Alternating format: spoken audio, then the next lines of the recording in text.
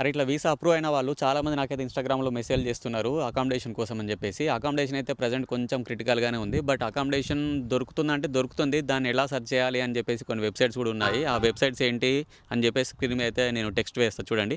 So, first thing వచ్చేసి డాఫ్.ఐ daft డాఫ్.ఐ అని ఉంటుంది. అక్కడికెళ్ళి మీరు షేరింగ్‌లోకి అయితే ఆప్షన్ పెట్టేసుకొని మీరైతే సెర్చ్ చేసుకోవచ్చు. అండ్ మోర్ ఓవర్ మీకు రెంట్.ఐ అని ఉంటుంది. అక్కడ కూడా అంతే.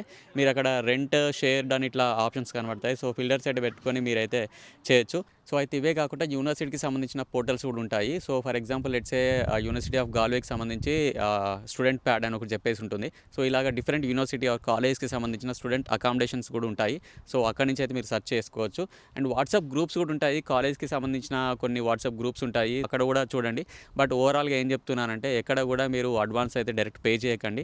మీకు నిజంగా ట్రస్ట్ వర్తీ అనిపిస్తే వాళ్ళు వీడియో కాల్ చేసి మీకు అకామిడేషన్ అంతా చూపిస్తే, లేదంటే ఎవరైనా తెలిసిన వాళ్ళున్నా వాళ్ళని పంపించి అకామిడేషన్ అయితే ముందే వ్యూ చేపించుకోండి. ఆ తర్వాతనే మీరు అడ్వాన్స్‌లు అయితే పే చేయండి. అంతేగాని గుడ్డిగా నమ్మి అయితే అకామిడేషన్‌కి అడ్వాన్స్‌లు పే చేయకండి.